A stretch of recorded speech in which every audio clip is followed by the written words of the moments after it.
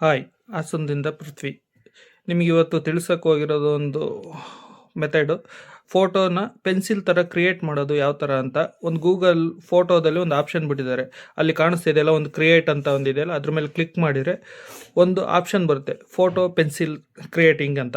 ಆ ಫೋಟೋ ಅಲ್ಲೊಂದು ಫೋಟೋ ಕಾಣಿಸ್ತಿದೆಯಲ್ಲ, ಅದ್ರ ಮೇಲೆ ಕ್ಲಿಕ್ ಮಾಡಿ, ಪೆನ್ಸಿಲ್ ಸ್ಕೆಚ್ ಮೇಲೆ ಅಲ್ಲೊಂದು ಫೋಟೋ ಆ್ಯಡ್ ಮಾಡಿ, ಆ್ಯಡಿನ ಜಾಗದಲ್ಲಿ. ಅದಾದಮೇಲೆ ಜನ್ರೇಟ್ ಅಂತ ಕೊಡಿ. ಜನ್ರೇಟ್ ಅಂತ ಕೊಟ್ಟಮೇಲೆ ವೀಡಿಯೋ ಅಂತೀನಿ, ಫೋಟೋ ಕ್ರಿಯೇಟ್ ಆಗೋದಕ್ಕೆ ಒಂದು 5 ಮಿನಿಟ್ಸ್ 10 ಮಿನಿಟ್ಸ್ ಟೈಮ್ ಬೇಕು. ನಿಮ್ಮ ಫೋನ್ ಯಾವ ಥರ ಸ್ಪೀಡ್ ಇರುತ್ತೆ ಅದ್ರ ಮೇಲೆ ಡಿಪೆಂಡ್ ಆಗಿರುತ್ತೆ. ವೆಯ್ಟ್ ಮಾಡಿ ಬಂದಮೇಲೆ ಆ ಫೋಟೋನ ಸೇವ್ ಮಾಡ್ಕೊಳ್ಳಿ.